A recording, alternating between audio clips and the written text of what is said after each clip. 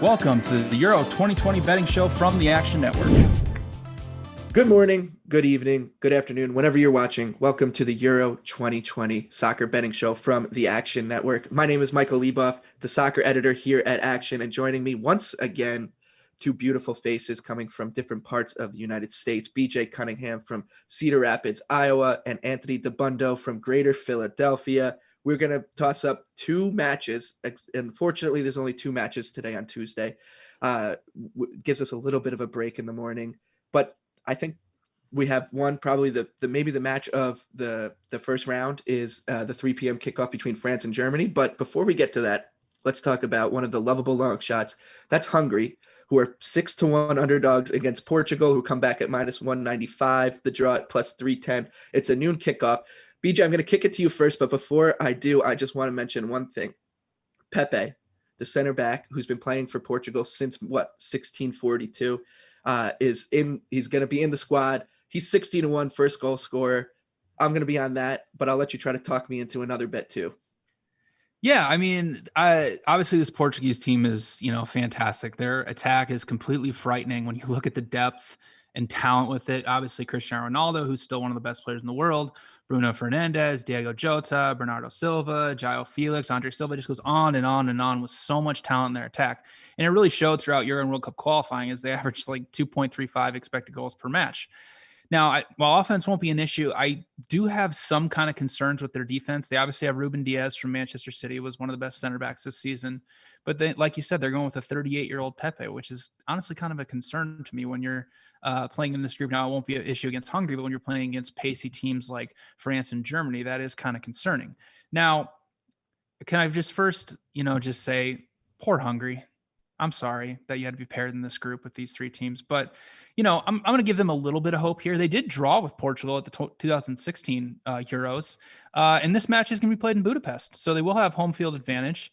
They do have a couple guys that you might recognize. Peter Gulácsi, who's the goalkeeper for RB Leipzig, Willi Orbran, who's also a defender for RB Leipzig, and I think Hungary is just going to honestly play super defensive in this game and probably play for a 0-0 draw. So, and even if they go down a goal, I don't see them really just coming out of, their defensive shell and trying to play an all-out attack. So I'm actually going to lean towards Hungary here, and I'm going to take their spread of +1 at -106. That's a beautiful bet. Just an absolute beautiful bet. Don't forget that Hungary actually topped their group at Euro 2016, and Portugal was in that group. So maybe a little bit of a bogey team here for the Portuguese. Anthony, do you see any path to success for our beloved Hungarians? I actually don't hate that bet in this game. I'm pretty high on Portugal, and as a whole, I've got some futures on them, or a future on them to win this tournament. 9-1, like it down to 8-1. I don't think this is a spot for them, only because as much as it is the first game of the tournament, it almost is a look ahead when you figure that they have the two bigger games coming up, and they might get caught napping. I mean, it's very easy to see a world where they come out a little flat and they drop points here. So I will not be playing. I can't get behind Hungary, but I don't hate it, and I will not be playing Portugal. It's a pass for me, the first two games. I may, if the line gets even more crazy, look to play Hungary if I can get like a goal and a quarter. If Portugal gets steamed late, that's very possible. But for now, for me, it's a pass. The Hungarians did have a wild game. That 3-3 draw they had with Portugal was pretty wild.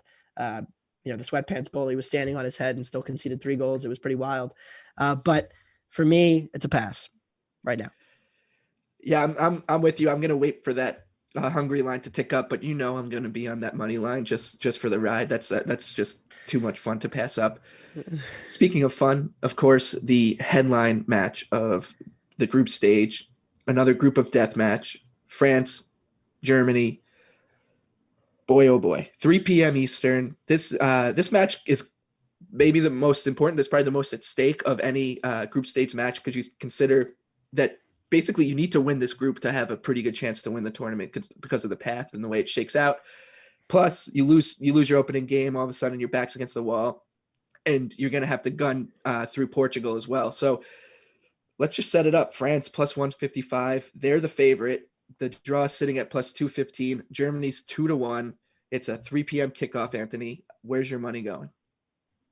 So France actually opened as underdogs. I could not believe it. I know the game is in Germany. They're going to be playing it in Munich, but they open as dogs, and I think that's insane. I grabbed early money on France. I like it up to 125 on the draw no bet line. It's starting to get to the point where you can't really play it anymore at minus 129 currently. But if you can get 125 or better, I love the French here. I think this is really it's a narrative arc that goes all the way back to the 2014 World Cup. The Germans beat the French in Brazil in 2014, 1-0 on an early goal, and then pretty much just completely stifled the French attack for the next 75 minutes of the game, and it ended 1-0. 2016, they met at the Euros. Germany was the better team for large stretches of that game, but it was the kind of birth of the Deschamps ball, which I call it, where France sat deep and then they let Griezmann do his magic at the Euros, and he scored 2 goals, one on a pen, to put them into the final, which they lost. And then in the 2018 World Cup was kind of the peak of Deschamps' ball, which is we're going to put 4 center backs on the pitch. We're going to put N'Golo Kanté, who's one of the best ball-winning midfielders. We're going to put Paul Pogba and Blaise Matuidi next to him. So we're going to play essentially like 7 guys who prefer defending. Pogba not so much anymore. And then we're just going to let Griezmann and Mbappe go magic up a goal or throw some crosses into Giroud. Well, that formula is still going to work for France in this tournament, I think, and that's why they're the favorites. But they're replacing Giroud with Benzema, and they're replacing Matuidi with either Tolisso or Rabiot. So they're I think upgrading at both of those positions. So I think there's a chance France is even better, and I think Germany has a lot of question marks in defense. We don't know what their center back pairing is going to be. I think it's going to be Rudiger and Hummels. Hummels hasn't played for the national team pretty much since the 2014 World Cup, 2015, 2016. They really struggled at the 2018 World Cup. They were really open at the back. And I think the era of COVID, where a lot of those guys are Bayern guys, they like to press, they like to play high octane football. Well, that doesn't really work when you're extremely open. And I think that's going to be an extreme worry for the Germans in this one, against the pace that France can counter with. I think Kanté, we might see him get forward more than usual in this game. I think Pogba is going to have a lot of freedom. And I think Mbappe, Griezmann, and Benzema could rip apart this German defense. So I like France, but again, I need that draw no bet, 125 or better. Germany's plus 450 to not qualify from the group stage, plus 750 to finish last in the group. Hungary minus 286, Portugal plus 550, and France also 7.5 to 1 on that same market. BJ, do you agree with Anthony? Do you think maybe there's some value on backing Germany to completely crater here and finish last in the group, plus 750?